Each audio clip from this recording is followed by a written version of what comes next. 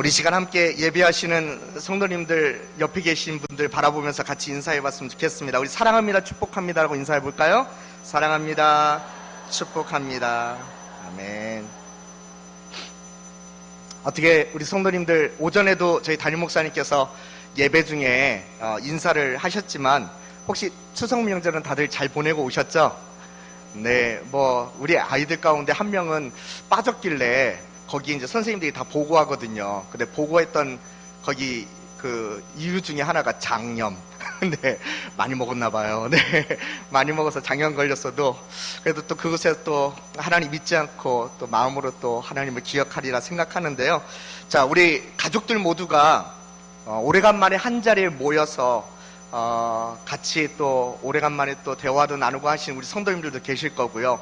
또 모여서 함께 오래간만에 예배도 하자 하면서 또 우리 장로님들, 우리 권사님들, 우리 집사님들 인도하에 또 예배드린 우리 가정들도 있으실 거고요. 혹시 그럴 형편이 안 되시는 가정들은 나름 그렇게 얼굴이라도 보면서 함께 오래간만에 인사라도 나눈 게 감사했던 가정들도 있을 거라 생각이 듭니다. 저희 가정은요, 얼마 전에 좀 큰일을 치르고 난 후라서, 그러고 나서 처음 맞는 명절이라서 그런지 좀 느낌이 있잖아요. 서로 좀 어색한 듯한 느낌이 조금 있더라고요. 전에 함께 하던 가족 한 명이 없으니까 좀 이상하더라고요. 그런 가족을 만나보고, 전에는 연휴회 때는 막 며칠 날 같이 막 함께 지내면서 같이 놀기도 하고 또 이런저런 이야기도 나누면서 좀 그런 시간들을 보냈었는데, 이번 명절은 좀 다들 그렇지 못한 채 좀 너무 금방 헤어졌습니다. 그러니까 그렇게 금방 헤어지는 모습들을 보면서 좀 이런 고민을 좀 해보게 되었습니다. 뭐냐 하면, 좀 이렇게 좀 큰 일들을 당한 가족들이 이 가족들을 향해서 하나님의 마음은 어떤 마음을 갖고 계실까, 우리 가족을 향한 이런 좀 생각이 좀 들더라고요. 그럴 때 딱 떠오른 단어가 있었는데요. 그게 바로 오늘 말씀 제목으로 단 이 회복이라는 단어이고, 또 이 회복이라는 기대였습니다. 가족 중에 한 분을 먼저 주님 품에 떠나보낸 후 이 명절을 맞으니까요, 정말 어색하더라고요. 한번 그런 경험이 있으신지 모르겠어요. 예전에 있었습니다. 저희 아버님, 어머님을 주님 품에 떠나보내고 처음 맞았던 명절 때는 정말 이상하더라고요. 계속 더 생각나고 그랬었는데 이번도 좀 그렇더라고요. 근데 저희 가정은 그냥 친척일 수 있잖아요. 근데 함께 살던 그 가족들은 얼마나 더 힘들었을까라는 생각이 좀 들더라고요. 또 어떤 가정은 좀 재정적으로 이런 돈 문제로 좀 힘들어하고 하기도 하고요. 그런 가족들에게 그래도 좀 목사인 제가 말씀을 나눈다, 또 아니면 축복을 하며 기도해준다, 그러면 좀 들려주고 싶은 말씀이 좀 이런 말씀들 아니겠습니까? 가정에 좀 건강의 축복을 받으십시오, 아니면 또 우리 가족들 물질의 축복을 좀 받으십시오.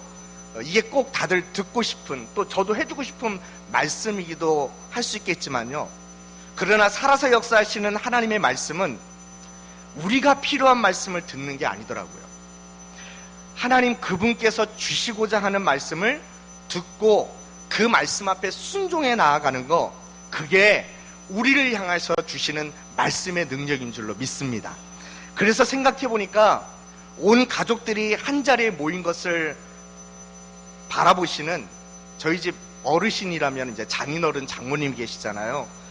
그분들이 정말 기대하는 마음은 뭘까 생각해 보니까 우리 가족들이 빨리 온전히 회복할 수 있는 것, 이 마음 아닐까라는 생각도 들고요.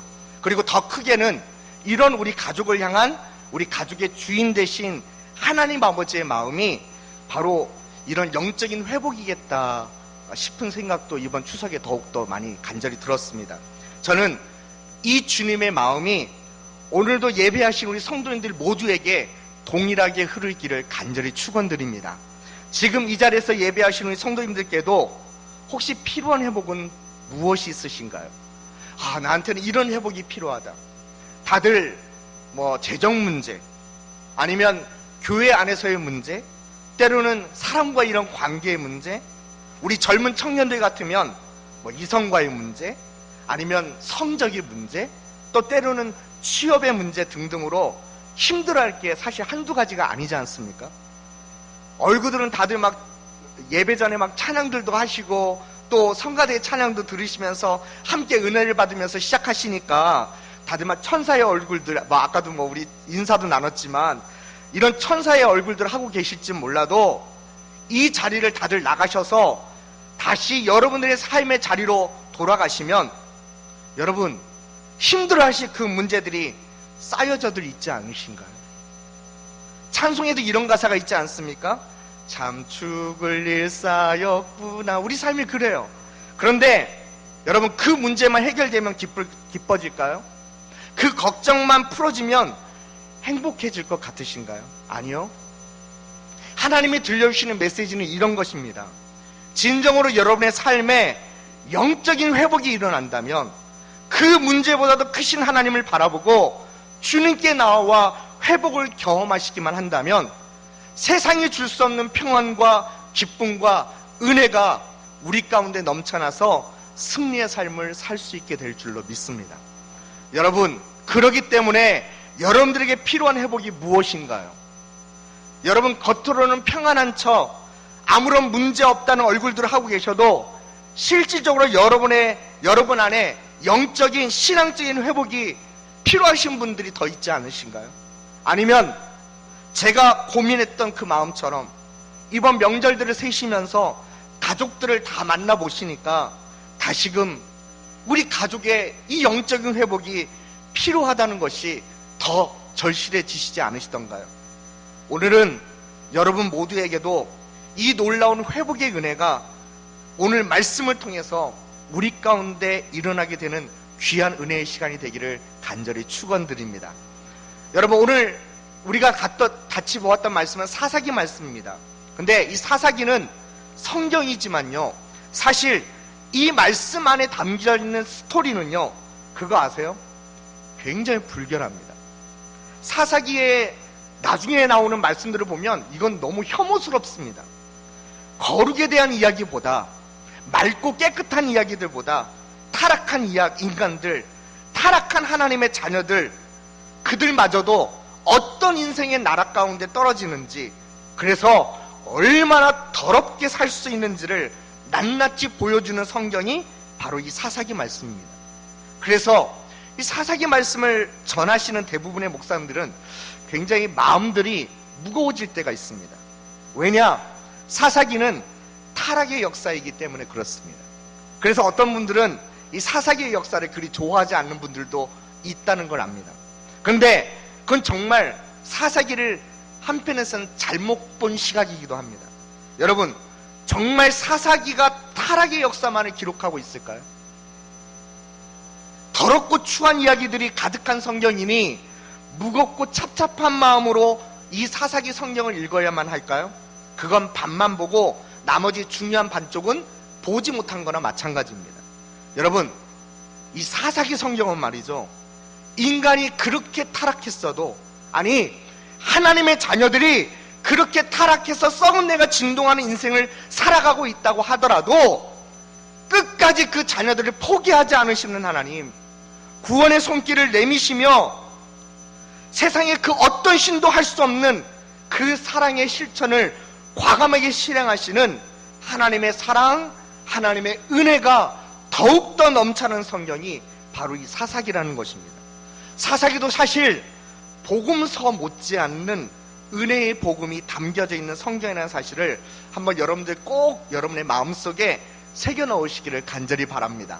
여러분, 이 사사기에 정말 중요한 주제인 이 하나님의 사랑이 담긴 마음이 오늘 말씀에도 잘 나타나 있다고 생각합니다. 특히 처음에 나누었던 하나님의 그 마음, 어떤 마음이라고 했죠? 우리를 회복시키기 위해, 우리의 가정들을 온전히 회복시키기 위해 하나님께서 어떻게 일하시는지, 하나님께서 어떻게 역사하시는지가 오늘 말씀에 정말 잘 나타나 있다고 생각합니다. 그래서 오늘은 그분의 자녀들인 이스라엘 백성들의 영적 회복을 위해서 하나님이 보내시는, 그리고 지금도 예배하고 계시는 우리 성도님들 모두의 회복을 위해서라도 하나님께서 보내시는 이 세 가지의 키워드, 이 세 가지의 가장 중요한 관점, 그것을 제목으로 함께 말씀을 나눠보려고 합니다. 제가 사사기 말씀을 나누게 된 지 몇 주 됐는지 혹시 세고 계시나요? 이번으로 세 번째 주가 되는데요. 첫째 주하고 두 번째 주에는 각각 서론이 두 개가 있어서 한 가지씩을 나누었었습니다. 그리고 이제 본론으로 들어가서 말씀을 나눌 건데, 본론에는 이 사사기의 중심 인물들이 누구냐면 사사들입니다.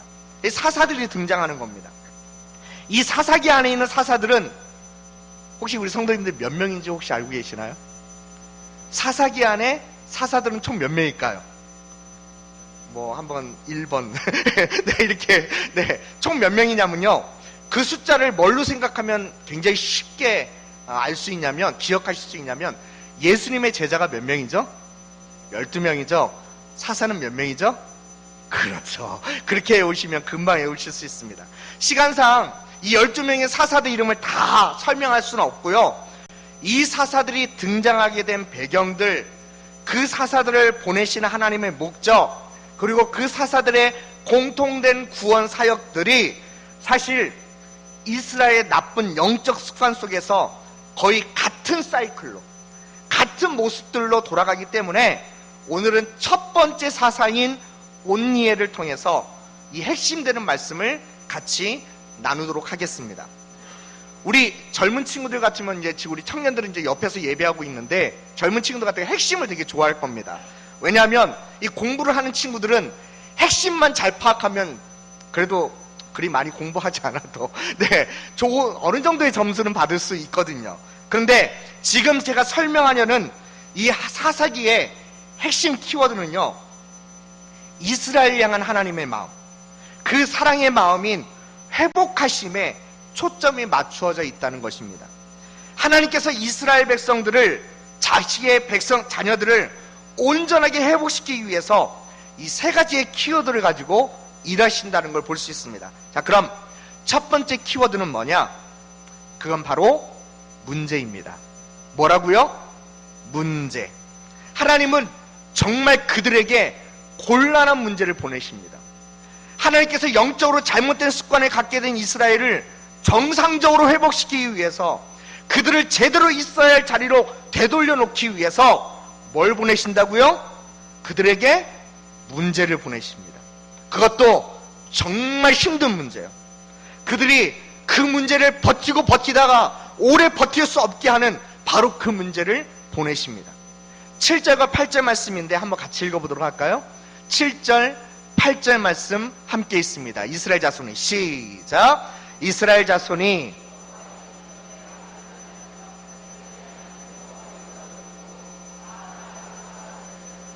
(8절이요) 여호와께서 이스라엘에게 진노하사 그들을 메소포다미아 왕 구산 리사다임의 손에 파셨으므로 이스라엘 자손이 구산 리사다임을 8년 동안 섬겼더니. 자, 이스라엘이 어떤 모습이냐면 자기들이 하나님, 그들이 섬겨야 할 그 하나님을 잊어버렸다고 얘기합니다.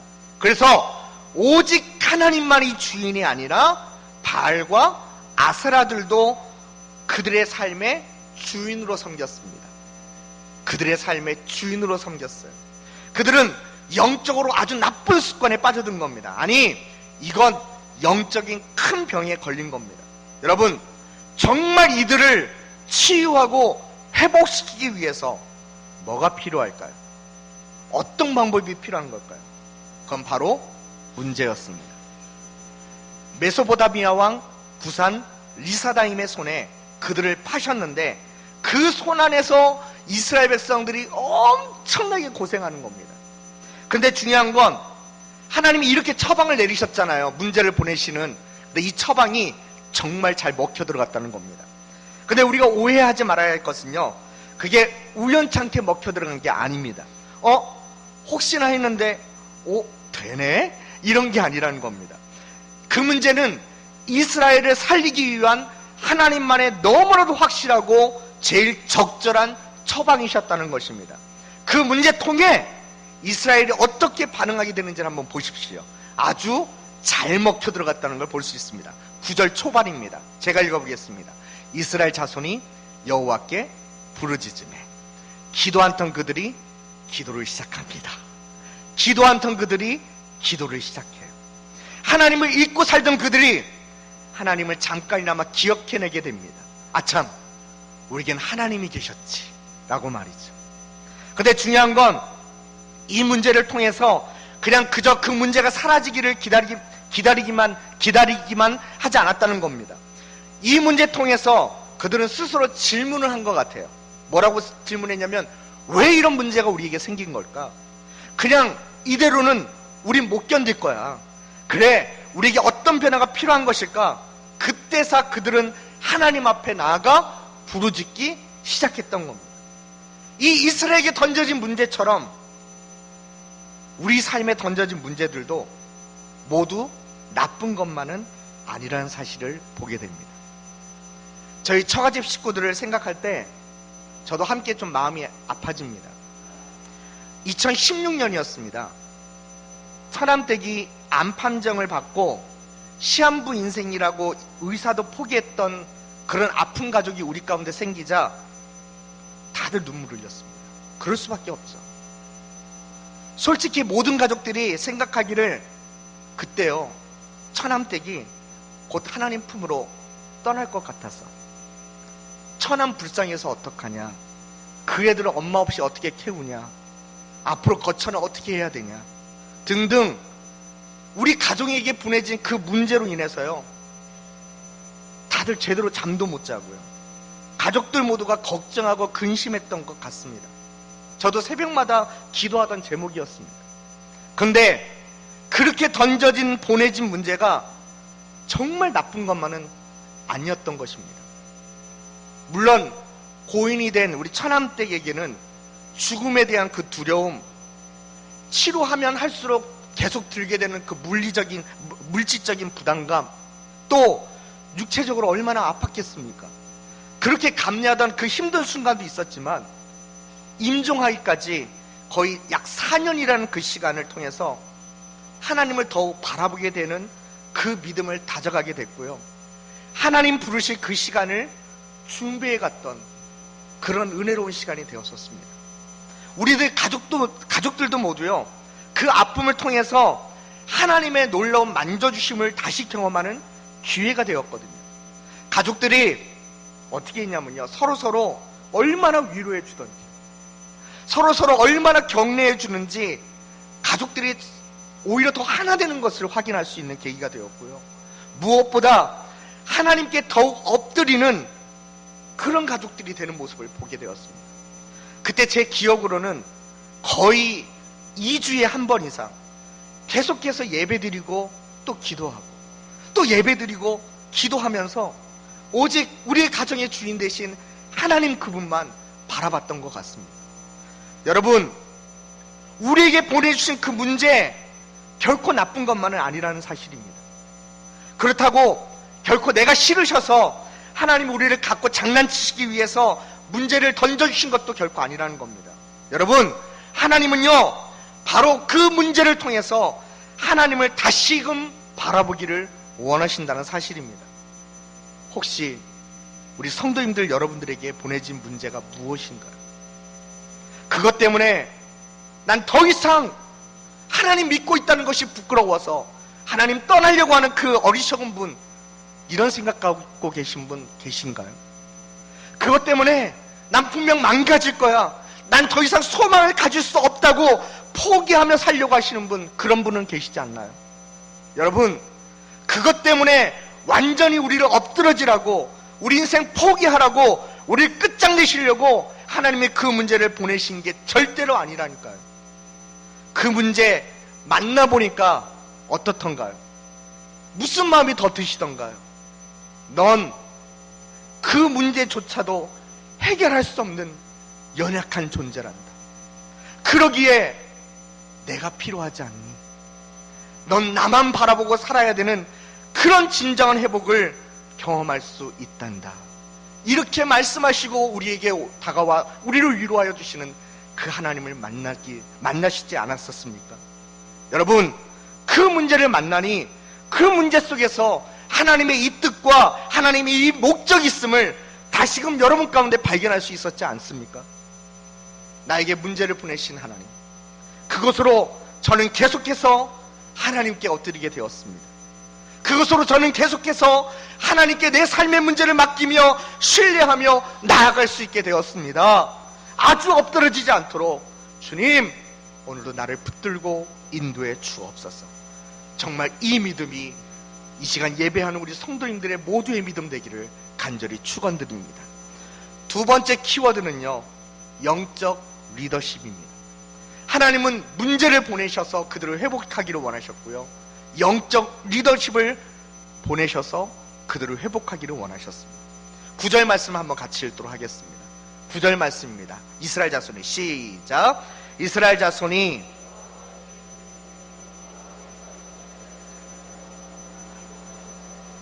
그들을 구원하게 하시니 그는 곧 갈렙의 아우 그나스의 아들 온니엘이라.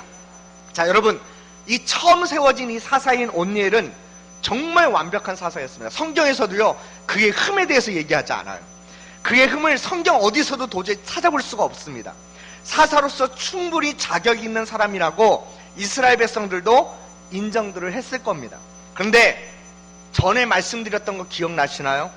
점점점 시간이 흘러서 계속 세워지는 사사들을 보면요, 그 사사들은 점점 흠들이 발견됩니다. 좀 뭔가 어딘가 부족해요.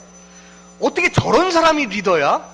어떻게 저런 겁쟁이가 우리의 리더가 될 수 있어? 이런 생각이 들 정도의 그런 사사들이 세워지기 시작합니다.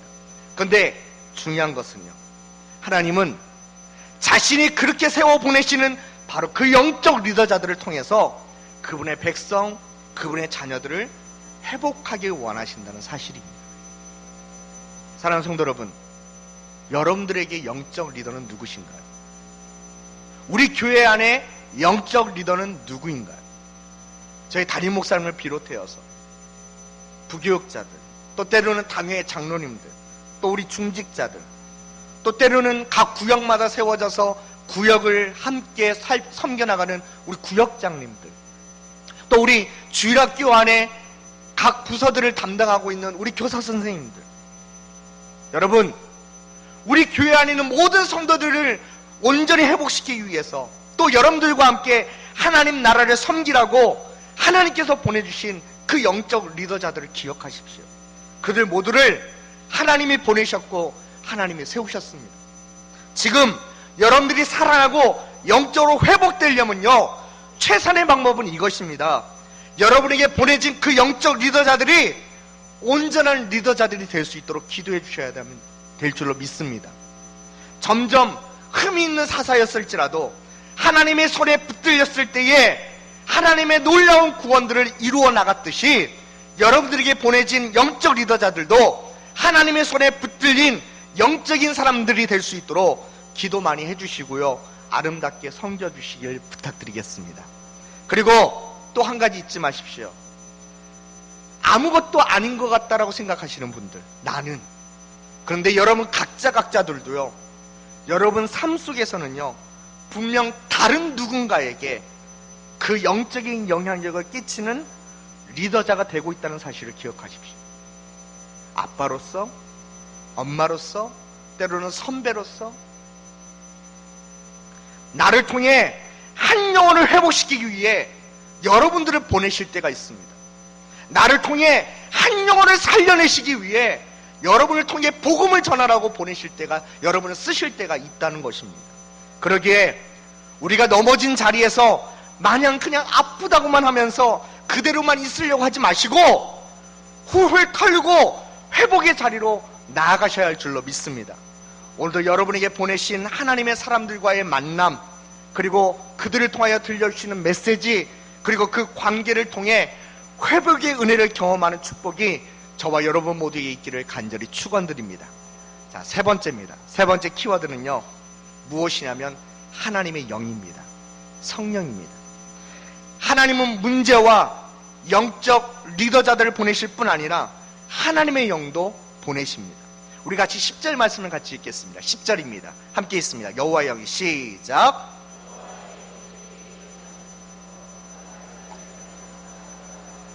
싸울 때에 여호와께서 메소포타미아 왕 구산 리사다임을 그의 손에 넘겨주심에 온니엘의 손이 구산 리사다임을 이기니라. 여러분 말씀을 보시십시오. 여호와의 영이 온니엘에게 임하십니다. 그는 상대방인 그 적군에 비해서는 약한 자일 수도 있습니다. 그러나 성령님은 그에게 임하셔서 믿음의 눈을 뜨게 하셨고, 성령님은 그가 하나님과 함께 동행하며 나아갈 때 반드시 승리할 수 있다는 이 사실을 더욱 믿고 더욱 신뢰할 수 있도록 도우셨던 것입니다. 이 소중한 하나님의 역사의 방법은요, 구약의 사사시대에만 그랬던 것이 아닙니다. 구약 성경에 등장한 하나님의 사람들에게 성령님이 임하실 때가 있었습니다. 그리고 신약에 와서는요, 하나님께서 성령을 모든 사람들, 즉 예수 그리스도를 믿고 함께 모여 하나님을 찬양하고 하나님을 전도한 예수 그리스도를 전하는 이 교회에게 보내주셨다는 것입니다. 그래서 교회는요, 세상에서 승리하며 복음을 담대히 증거하는 그 사명을 완수해 나갈 수 있었던 것입니다.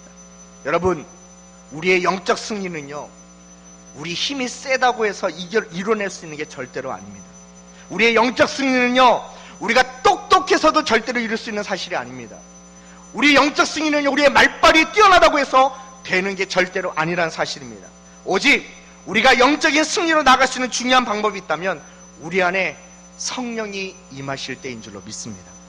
진정한 행복은요, 리더자들에게 성령님이 임하시고 우리 교회 곳곳에, 특별히 우리 교회 주일학교 모든 부서들마다, 아니 우리 교회 모든 구역들마다 성령님이 임하시고 우리의 예배들마다 예배 안에 성령의 기름 부으심이 가득할 때 일어난다는 사실을 믿으시길 바랍니다. 말씀을 이제 요약하면 이렇습니다. 하나님은 문제를, 영적 리더자를, 그리고 주님의 성령을 보내십니다. 그래서 그 자녀들에게 회복이 일어나게 하십니다. 우리에게 오늘 정말 필요한 은혜가 바로 이것이지 않습니까? 문제가 있어서 힘들고 왜 나만 이래야 하냐고 되물으며 기도할 때도 있으셨겠지만, 이제 눈을 들어서 하나님의 그 신실하신 목적을 바라보시길 바랍니다.